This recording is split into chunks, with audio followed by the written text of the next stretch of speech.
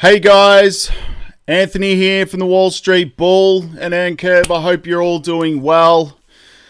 We are live, ladies and gentlemen. It is the 16th, or I should say Thursday, the 16th of October 2025.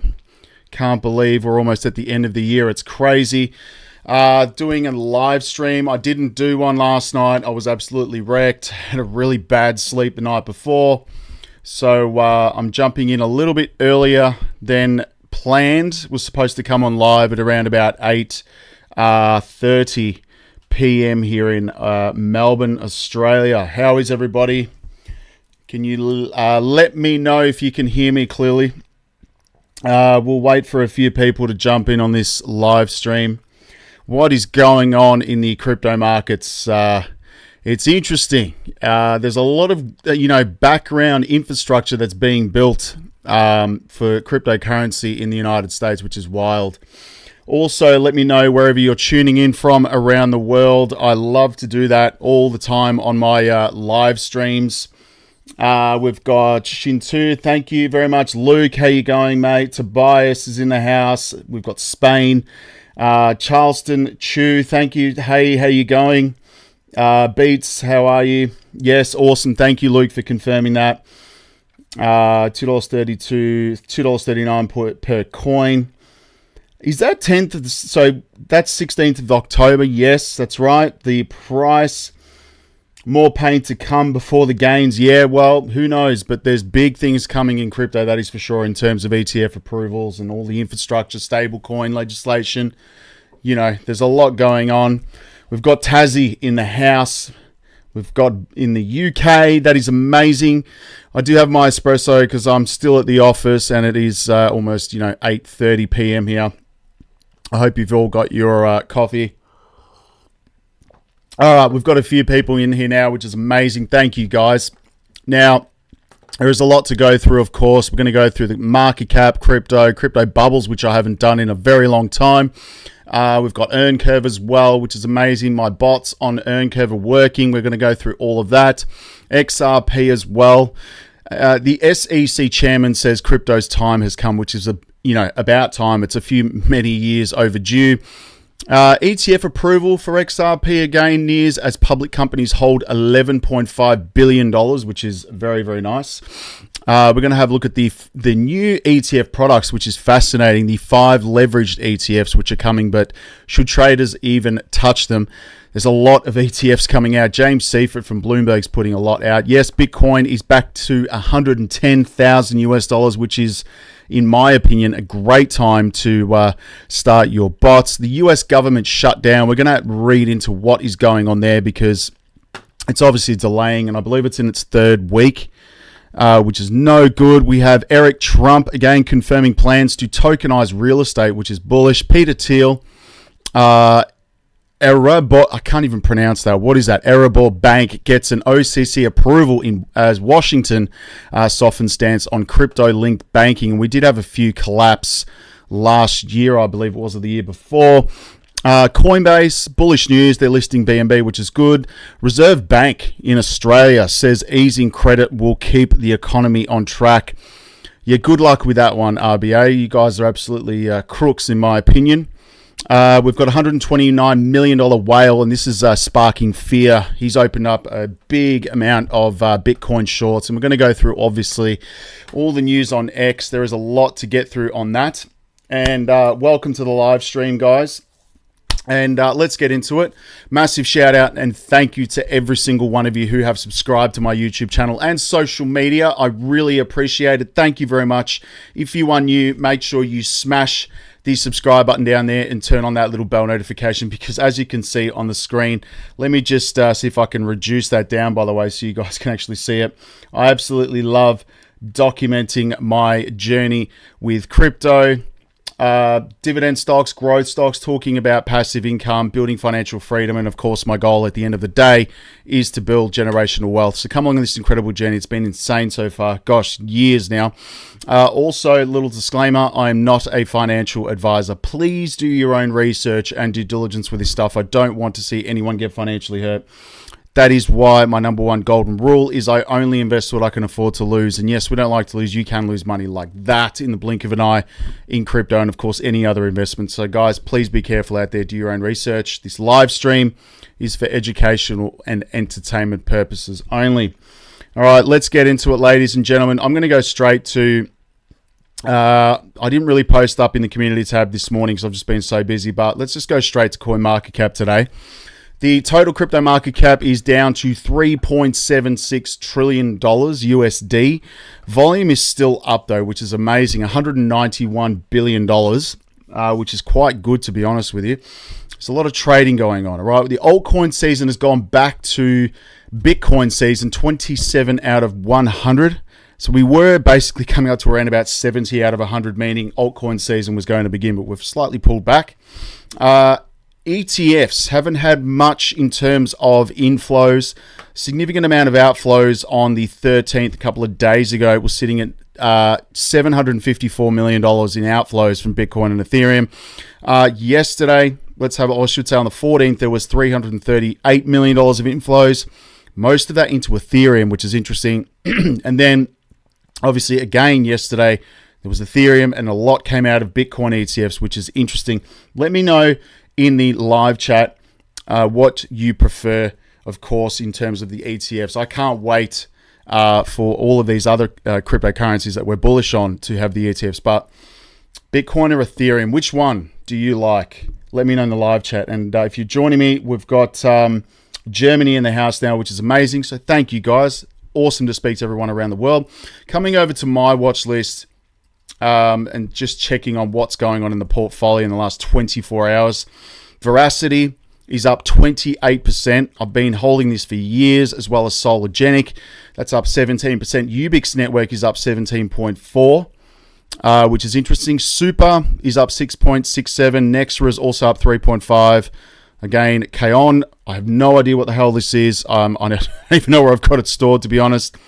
Let me know in the comments if you guys know what this is. It's interesting. Reserve Rights is also up. AMP, Tron, TRX, UFO Gaming. So it's pretty much in the red, which I like for volatility for the bots because, again, it allows them to trade, of course, for myself on EarnCode, which is nice. Now, coming back to market cap, Bitcoin's down to 110,000 US dollars.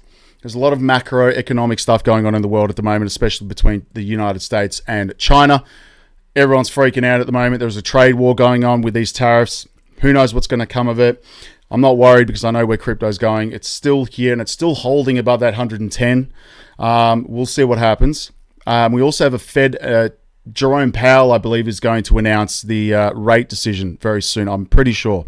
Let me know if you can confirm it because I saw something on X. We'll have a look. Ethereum's at $3,994. XRP's $2.40. Solana's $193. We have TRX at 32 cents. Dogecoin at 19 today cents. Cardano's at 66. Chainlink is at $18. Stellar at 32 cents. Sui $2.66. Hedera 17 cents. And Litecoin $95. We also have Quant $88. Immutable X is down 20% in the last 7 days. Everything's pretty much down, which is a good time to dollar cost average, not financial advice. XDC is also at 6 cents.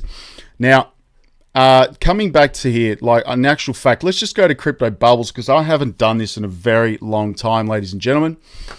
If you come over to the month, let's just have a look here. Obviously, we're still in the red, but the year is what I want to show people because it's still up. We have, of course, XLM is still up 247%. XDC is also up 119%. XRP is up 343%. Bitcoin is up 65%, which is nice. And Hedera sitting at 221%. Does anyone actually hold XAUT? I'm curious about that because this is Tether Gold. And that's doing incredibly well also. You know, pretty much following the price of gold, even though gold's going crazy. Ethereum is also up 53%, Litecoin 33%, Chainlink 57%, Dogecoin 67%, BNB is 100%, Unised Leo, not that I trade that. It's interesting because when you zoom out, you really get a good picture of what's going on in the markets at the moment. Now, Moving on to EarnCurve, my spot crypto exchange, ladies and gents. Thank you to those of you that have joined and KYC'd. KYC'd, of course, that's really important. Of course, driver's license, government issued ID, and a utility bill. I will apply a 10% discount to your trading account, which is amazing. As you can see, I've got all my bots running at the moment. Yes, the market is down, but this is the perfect time if you're looking for an entry. It's not financial advice, but you don't buy when the market's up here. You buy, of course, when the market is down or dollar cost average, or you can use these trading bots on EarnCurve. It's up to you. They are trading for me. It's had 2 buy orders today on XRP USDT pair. And if you come down here as well, there's a lot of trading going on with this. Let's have a look at my Ethereum and Bitcoin bot, just to let everyone know about this. There was a bit of a glitch with the systems that, obviously with Octobot, with the Ethereum and Bitcoin bot, but they are going to be sending me the prompts for this so you guys can use it in the artificial intelligence. So that has been fixed. It should be launched today. As you can see, there's been a lot of trades on Bitcoin, Ethereum and Bitcoin, because a friend of mine told me about this pair trading against each other, Ethereum and Bitcoin, which is amazing. So, gosh, there's been 50 trades alone between Ethereum and Bitcoin, and Ethereum is your base currency. It's a pretty cool strategy. So again, I will reshare that link for everybody once it's been fixed, and we'll get some more strategies up to you guys as well. Coming over here, also BNB, I do have a grid bot set up on this as well, which is doing quite nicely as well. So I'm just going to let that run. Trading all of them. As you can see, coming over to Octobot, the Stellar Lumens bot, yes, they're in the red. I'm not worried about that because they're trailing up. The artificial intelligence will capture the market for you, which is amazing. And yes, the entire market's down, but I'm just going to let them run. As I've said multiple times, when I had this before, the multi-bots update came, the bots were up like 22% in like 2 months, which is just crazy. So I've seen it. It works. I've done it. Been tested multiple times. It's incredible. And if I come to the Stellar Lumens bot, just to show you guys, it's really cool. As you can see right here, it's bought, and it's checking the market and the portfolio exposure that aligns with the strategy. It's doing it completely automatic. And the allocation right here as well, it's got 110 USDT in there. It is spot crypto only on EarnCurve. There's no fiat on ramp as yet. It will come, but we'll get to that, guys. But that's trading for me 24 hours a day, 7 days a week. Now, if you want to know where to go for the setup on this, feel free to go to my YouTube channel. There is the multi-bots video there. I've emailed that today to everybody. And if you haven't joined the mailing list, go do that. Everything's there. Any questions, you can also email me at earncurveinvest.com. All right. So thank you, guys. The exchange is growing every single day. Really incredible. All right. So again, it's a good time to start the bots now. All right. Just not financial advice. Anyway, we do have some XRP news as well. The SEC chairman, Paul Atkins, crypto's time has come. I think we've all been waiting for this for years. But XRP currently is trading at $2.42 at the time of this recording, down about 2.46% in the last 24 hours as the broader crypto market also remains under pressure. Despite the short-term weakness, market sentiment could shift following the recent remarks from the SEC Commissioner Paul Atkins, who said that cryptocurrency, digital assets, and tokenization are now a top priority of the agency. Atkins opened up about the need to create regulatory framework that brings innovation and capital back to the United States. His comments were seen as a sign of the SEC is finally recognizing the importance of crypto in the global economy, a move that could encourage greater institutional involvement in the long term. And they did shift their tone because for years the crypto industry has faced regulatory uncertainty, enforcement-driven policies, and of course many American blockchain projects moved overseas due to unclear rules and cost of legal battles. And Atkins' statement suggests that the agency may be ready to adopt a more constructive approach. And yes, that is happening right now. But this is all, even with the ETFs that we're all waiting for, guys, everyone is very frustrated because the US government shut down. And this is all happening right now. So, I mean, this is in its 3rd week. And the federal government's partial shutdown is now in its 16th day, as the Thursday, the 16th of October, as Democrats and Republicans continue their legislative standoff over the budget impasse. And of course, we've got, while Republicans hold majorities in both chambers of Congress, they require at least 7 Democratic votes to pass the funding bill in the Senate, where Democrats are holding out for an extension of the health insurance subsidies. Democratic leaders have said that they have not they will not give in to President Donald Trump's pressure tactics, including mass layoffs. And on Wednesday, October 15th, the Senate voted for the 9th time against the Republican funding bill meant to reopen the government. The Senate is planning to vote again Thursday, 11 a.m. So we're still in this shutdown right now. And yes, that includes the Securities and Exchange Commission, which is very frustrating, unfortunately. Anyway, we've got global partners for Ripple and XRP. This just is a monster waiting to happen. And the bank license as well, I should say. Institutions, there's an interesting one here, though. Institutions are quietly building and buying billions of dollars, or I should say billions in XRP. Publicly traded companies have added over $11.5 billion in XRP to their corporate treasuries, which is interesting, led by financial powerhouse SBI Holdings, who's based in Japan. This large-scale accumulation suggests rising confidence in XRP's long-term role as a digital settlement reserve asset. Institutional adoption signals that XRP's narrative is evolving from speculation to real-world utility and growing corporate use for payments and liquidity management. There you go. All right, so again, institutions are getting in before these ETFs get approved, which is going to be incredible. So just think about that. And also there's exchange-traded funds that are coming, and there's a significant amount of them being lodged with the SEC. Volatility Shares, the issuer behind the first leveraged Bitcoin ETF, wants to launch a suite of 5x funds tied to Bitcoin, Ethereum, Solana, and XRP. If approved, these ETFs would magnify daily returns by a factor of 5, or more precisely, reset the exposure every single trading day. For traders, that means that the products don't just amplify gains and losses, they compound volatility itself, which is interesting. And Volatility Shares plans to borrow directly from the playbook of equity leverage funds that exploded in 2010s when day traders discovered that they could use ETFs as casino chips. The proposed funds, 5x, obviously Bitcoin, Ethereum, Solana, and XRP, would track futures contracts, not spot markets. So they're not holding the underlying asset and rebalance daily. The mechanics sound simple, but if Bitcoin sees a rise of 2% in a day, the ETF aims to increase 10%. So there's going to be all kinds of different ETF products that are going to hit the market, in the next couple of months once this government shutdown ends. But gosh, I don't know about this one. I'm not too bullish on leverage at the moment.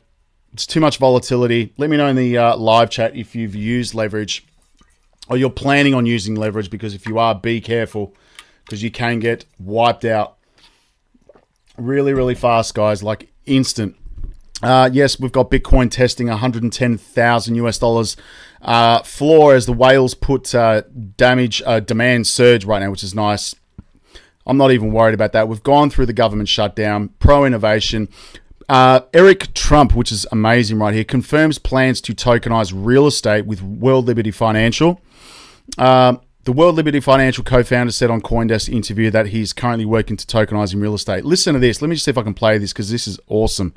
I think it's very, very important if it wants to play. What I'm doing right now, and I think it's going to be absolutely incredible. And so many people would love to have a piece of something that we do. If I decided to build a hotel, in Washington, D.C. or in Dubai or in New York, why do I have to go out again using the Deutsche Bank or, why do I have to go out to them and get financing? Why can't I just go out to the masses? Why can't I go on my X and go out to our tens and tens of millions of people and say, guys, you know what? I'm going to build the greatest tower in Dubai or in New York.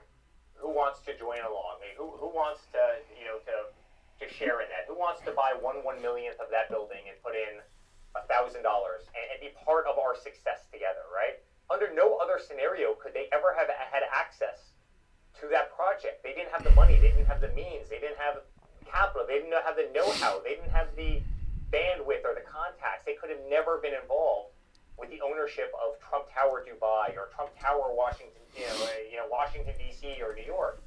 No different than Taylor Swift. I mean, if Taylor Swift does an album, why can't she come out and say, "Listen, my next album, I'm going to tokenize it." For all the Swift fans out there, the millions of people, young girls that love her, if everybody wants to buy in for $50, I'm going to sell one token of my new album for $50, and you're going to have intrinsic ownership forever. The world is migrating to a system like that, right? And that's going to take out a lot of these power players that have really had virtual monopolies over these industries for a very long time. It's very, very true. And it's really happening, guys. Tokenization of real world assets such as real estate is happening as we speak. You will literally be able to buy a share of a property or whatever it may be, a stock, commodity, equity on the blockchain. Let me just stop this now. So that is coming, guys. So be prepared for that. Let's have a look here. We've got the Gold Coast. Welcome XRP down under. Can't wait to get back up to the Gold Coast. Apparently you can take your pooch now on the planes, which is amazing. With Virgin Australia, that's awesome. What else have we got here? Better go play roulette than leverage. Yeah, 100%. Like you're actually more better off. You're better off playing roulette than using leverage in this current market. Stay away from it. That's why I don't use leverage. I only spot market on earn curve. Right, that is it. Peter Thiel. He's got a go-ahead from the bank, again from Washington, I should say, for his OCC approval for crypto banking, which is amazing. They're all going to be getting into this, guys. They're like even Citibank the other day is starting custody for crypto assets, which is amazing. And we've got here Jonathan V. Gould right here. Permissible digital asset activities like any other legally permissible banking activity have a place in the federal banking system if conducted in a safe and sound manner. 100%. Absolutely 100%. We've got Coinbase, which is interesting. I thought it was on there for a while, but Coinbase has revealed plans to list BNB on its platform as part of its listing roadmap. The firm stated that BNB trading will commence once the market-making support and sufficient technical infrastructure are in place. The exchange has also introduced BNB perpetual futures. Be careful with futures, ladies and gentlemen. And yes, you can trade BNB, as you can see on earn curve. Whoop, there we go. It's just open up close some trades. Scares the absolute S out of me. Anyway, Reserve Bank here in Australia, the RBA Kent states the relaxing of financial conditions supports the balanced economy. This includes full employment and inflation approaching this center of their target range. Kent cautioned that the future outlook will rely on how new figures impact views of economic growth, inflation, potential risks. I just don't understand the Reserve Bank here in Australia. And the Assistant Governor, Christopher Kent, stated that the central bank believes that the drag from the tight financial regulations is easing, a development that could help keep the economy near full employment and guide inflation back to its target. How can this do this? The inflation is sky high. Cost of living is sky high. The banks and the know your customer restrictions on obtaining a loan. I mean, people need to be earning 8 to 9 times their earnings just to buy a property in this country. It's ridiculous. My opinion, the government doesn't know what they're doing. The cost of, housing and cost of living is skyrocketing. It's terrible to see what's happening in Australia. And the crime rate, I should say, here in Down Under is horrible at the moment. Everywhere you look on the news, there's just crime everywhere. It's just bad. Really, really bad. It needs to be fixed very, very quickly because this country is going downhill. Honestly, it's bad. Anyway, we've got $129 million. Sorry, guys, I get frustrated with the RBA because, I feel for mortgage holders. I feel for people that are trying to get into a home, try to find a place to rent. They just can't because the RBA is just not dropping these rates. It's a disaster. Anyway, who knows? Moving on. Love crypto, and that's the reason why. We've got $129 million whale moves against sparks fear among Bitcoin holders, and the mysterious entity is called Hyperunit. Moved $129 million worth of crypto into Binance ahead of the upcoming Fed rate decision. There you go. That's where I saw it. And the government shutdown concerns. The same whale previously triggered $19 billion liquidation event after shorting Bitcoin during Trump's tariff announcement last week. And again, the crypto market is on edge after the blockchain tracker spotted a $129 million transfer from wallet tied to the mysterious trading entity known as Hyperunit into Binance. Who knows where this whale is based? Who knows? What do you think? If it's tied to Binance, I don't know. But that's a significant amount of capital that put into the short, which is not good. And again, he returned before the major macro events. Arkham Intelligence shows the transfer occurred on the 15th of October, sparking speculation. That was yesterday, by the way. Speculation that another major trade could be brewing ahead of key macro catalysts. And of course, the rate decision in the United States occurring on the 29th of October and ongoing shutdown fears. He's cashing in on the fear, which is ridiculous. Anyway, let's have a look here. We've got a couple of things here. Aussie. Yes. Mark Whitfield. Yes. The RBA pisses me off. I don't care. I'm being honest. I'm sick and tired of these interest rates. The government's just, it's not doing anything. The crime rate here in Australia needs to be fixed. It drives me nuts. You know, people can't even walk around in the city these days without something happening. It's just terrible. It's just terrible. All right, so what else we got here? We've got 4.9s fine silver. I went from $3,000 a month repayment on my home, and after 11 rate hikes, now pay $6,600 a month on my mortgage repayment. Do you see what's happening in Australia?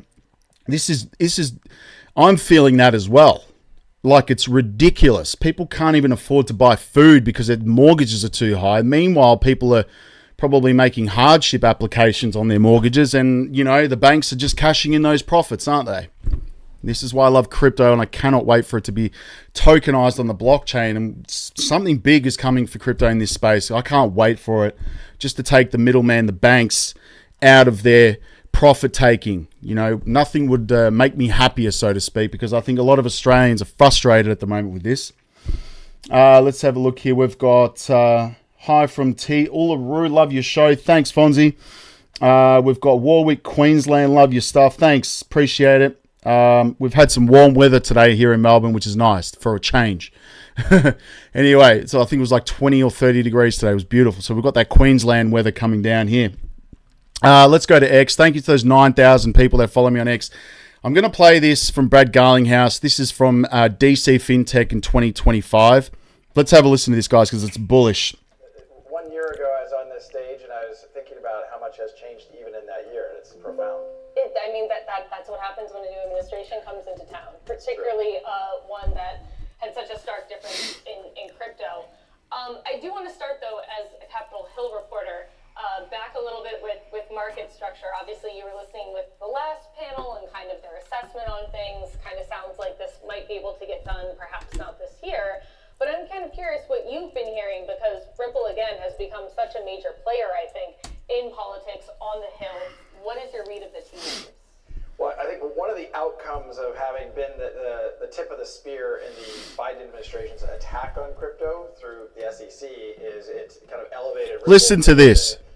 Even a year ago, sitting on this different building but stage, the SEC at that time was appealing the loss, and we were kind of continuing down this journey of the attack on crypto. And so we and many others in the industry always got more active in Washington, and it's I think profound to have such a pro-crypto Congress. The Clarity Act passed the House with like 78 Dems coming over to support a Republican bill, which I think is indicative of the desire for these technologies to be embraced. Ripple certainly will continue to be active. I don't know how to handicap the Senate, what's going on in the Senate with the Clarity Act, their version of the Clarity Act on the Senate side.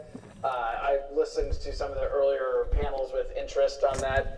It's always hard to know, particularly during a government shutdown, like how that's going to play out. But look, I remain optimistic. The industry needs what Ripple has already achieved, which is clarity. And we had to get clarity through a $150 million lawsuit and a federal judge, but we think the whole industry should have that same clarity, and so we've been fighting for that, and we'll continue to do so. Mm-hmm. And do you think when you talk with some of your folks on the Hill, does it seem like things are truly at the standstill that they are, or do you still sense that there is bipartisan momentum to get this done? I think there's some momentum. I think getting anything done in Washington these days is always a little tricky, but this is a topic which never should have been partisan, in my opinion. Like, it's almost like saying one side's pro-email and other side's anti-email, or one's pro-HTTP and anti. It's like, these are technologies. We shouldn't, I think about those in a partisan way. Almost as Brent McIntosh said at the last panel, it's, how are these technologies used is way more important. And I think sometimes we lose the plot and people get too caught up in listen to this of it. But look, I'm still hopeful when you see that kind of bipartisan support in the House. And certainly, again, you're seeing leadership from Senator Alsobrook, Senator Gallego on the Dem side, and you're certainly seeing tons of leadership on the right. I still think there's a chance that happens this year. And kind of staying in the politics realm for just a minute here. Obviously, Ripple is part of a large crypto group that has been playing a really key part in elections. I mean, I think last year it was $200 million spent in races across the country.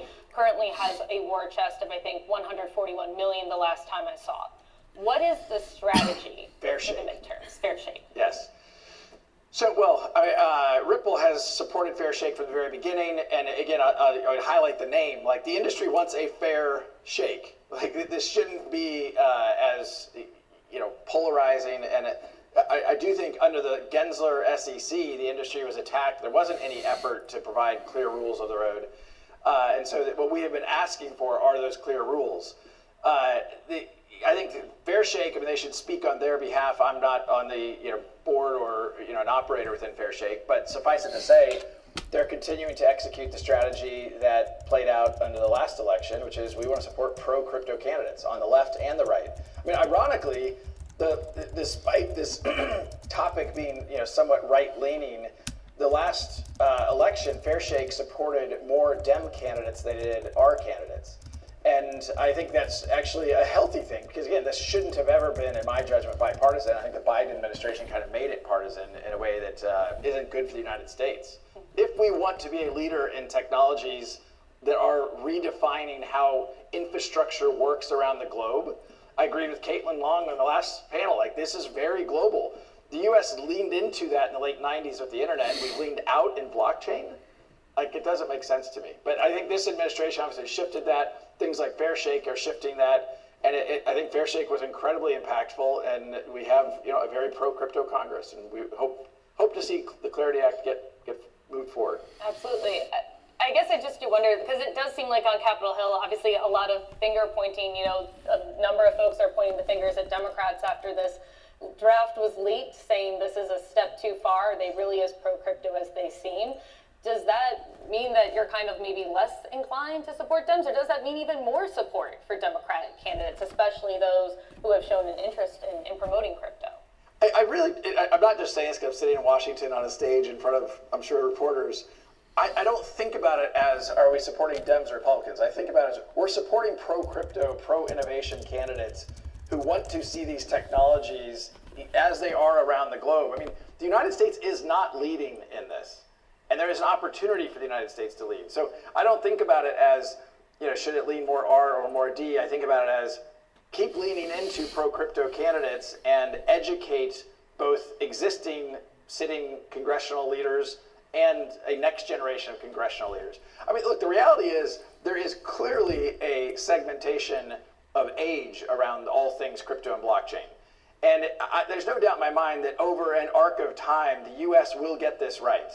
It's unfortunate that under the kind of Gensler regime, I think we slowed things down and it made it very difficult. We pushed things offshore where, ironically, it's less regulated and there's fewer consumer protections, which just makes no sense.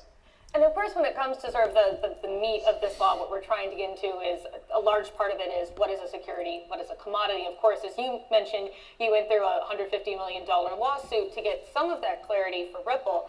But I'm wondering, as you look at the market, I mean, are there things that should be a security? Like, how do you sort of define what Ripple's product is and why it's not a security versus other products? Is anything a security? Well, so I think to some degree, the whole lawsuit for Ripple was about what is Ripple, which is a privately funded company that raised venture capital and issued stock associated with that. Those are securities. What is XRP, which is a technology, an open source technology that is kind of native to our products. We use XRP in our product stack, but there are scores of other companies building in and around the XRP ecosystem.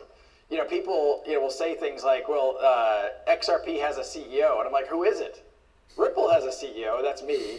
There's scores, if not 100 other CEOs building around the XRP ecosystem.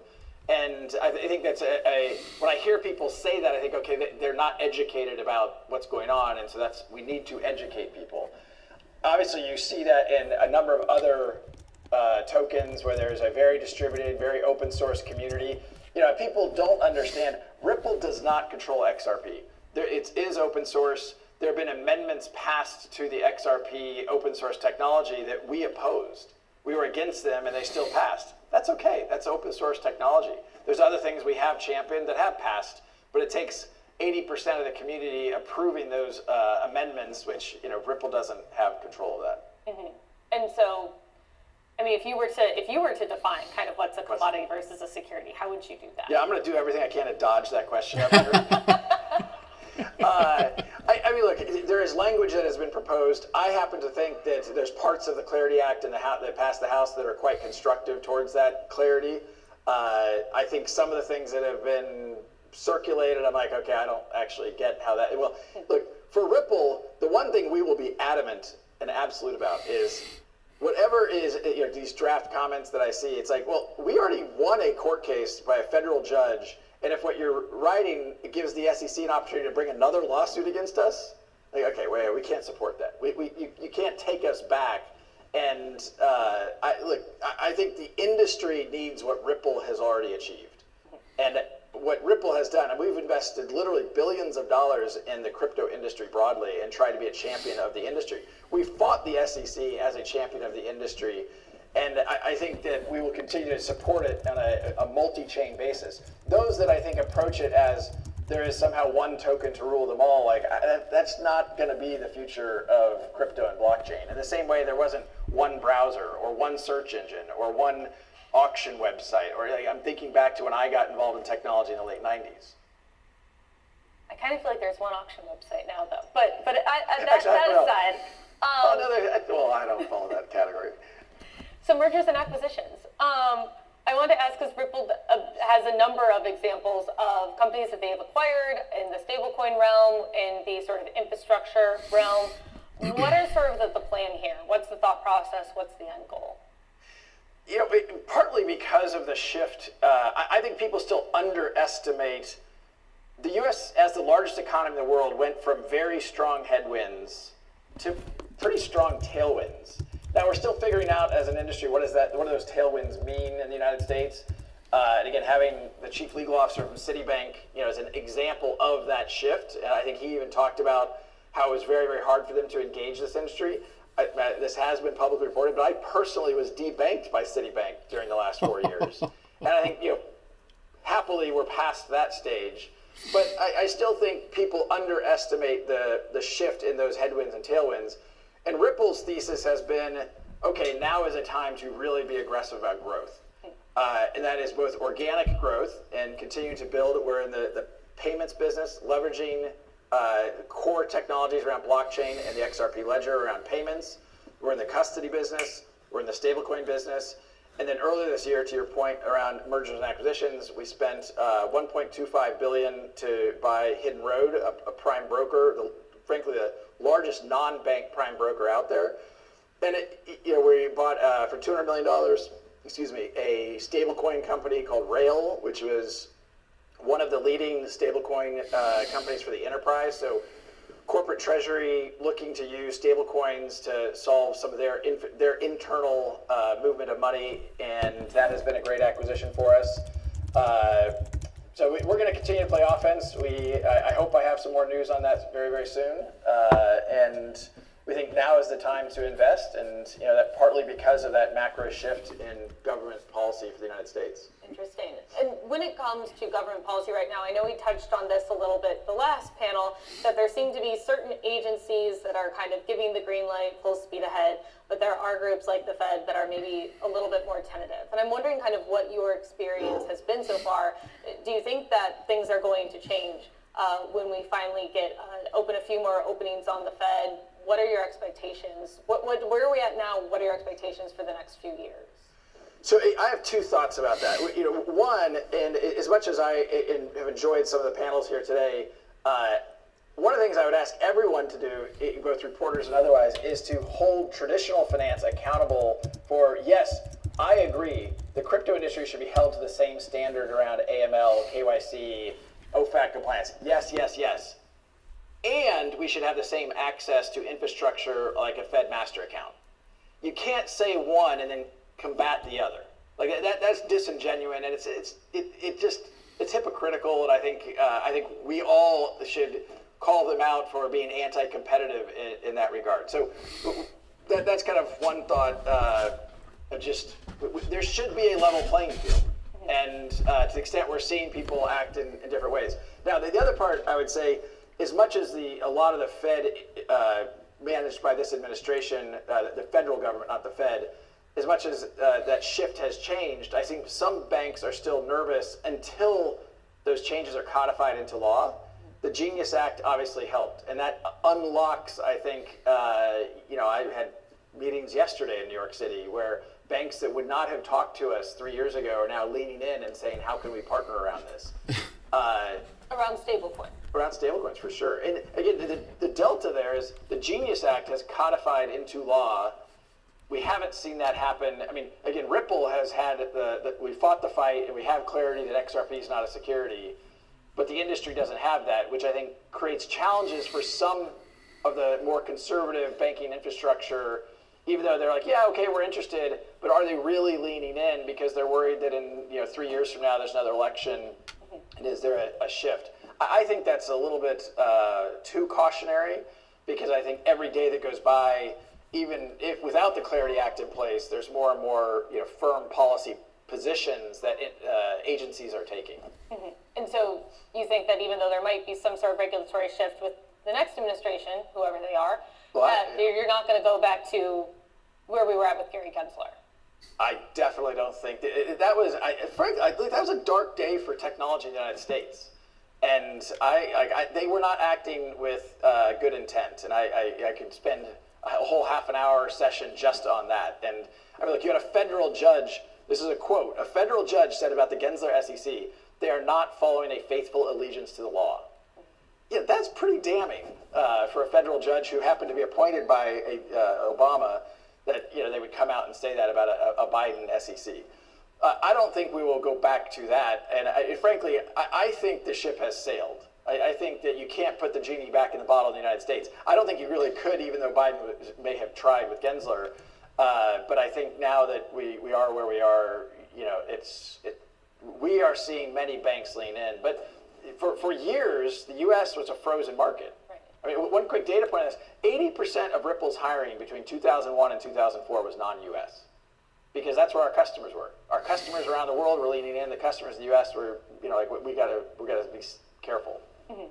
And speaking of banks, I mean, Ripple has applied for a national bank charter. Yes. Listen to this. Give a brief overview. Any updates in that process? How are things going there? I don't know the exact answer. I mean, look, I think it depends who you talk to. It's been a little disappointing to see some of the traditional banks start to lobby against things like that. It's like, look, if we want more stability, we want clear regulation, having a Fed master account actually is a net plus to that. You want to de-risk stablecoins.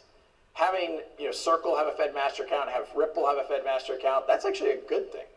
And held to the same regulatory standards as a bank. Great, we're in. We feel like we're already doing that. Ripple launched our stablecoin under a New York Trust license, which we feel like is the gold standard above what even others have done, because we are all about serving institutional money movement. And institutions aren't going to work with us unless we have really leaned into being compliance first. Mm-hmm. And I know there have been some concerns raised from community banks who say, look, if you give, Ripple and others a bank charter or master account, we're concerned that you're already going to see funding. Trillions, I think, are projected to go from some of these smaller banks into crypto. There's a concern about a lack of capital. How do you respond to that? There's nothing that stops community banks from leaning into these new technologies also. This is kind of the classic, people are afraid of innovation and the innovator's dilemma. And we shouldn't penalize customers, consumers, based upon maybe a particular community bank's unwillingness to lean into new technologies. That doesn't make sense to me. We should want community banks. If anything, it should be how do we provide clarity such that community banks can be served and leverage these technologies and compete with Citibank. That's a good thing. Right now, the community bank has to pay Citibank. I shouldn't pick on Citi. I like Brent a lot, actually, but let's say HSBC. They're not represented here. But the big correspondent banks are making money from the community banks by actually being their correspondent bank to settle cross-border transactions. Mm-hmm. I'm wondering too, kind of dipping back into market structure here for a second. I think that is pretty much it for that. Let me bring the microphone back up here, guys. Turn it down a little bit. I think that was a really, really good interview with Brad Garlinghouse, guys. I mean, that was important to watch all that because now everyone understands what is going on with Ripple, so to speak. So, unbelievable stuff. And, gosh, yes, and there's an interesting... Samson Mao right here says the Bitcoin bull market is behind schedule and may be pushed into next year. That is genuinely what I believe as well. There's a lot of spring cleaning. Even Paul Atkins said that, a few months back now.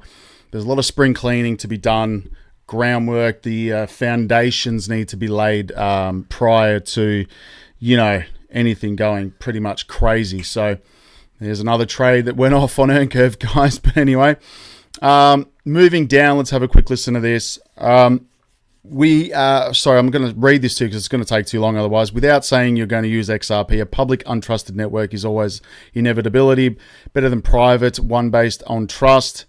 Managing director and chief technology architect at the DTCC.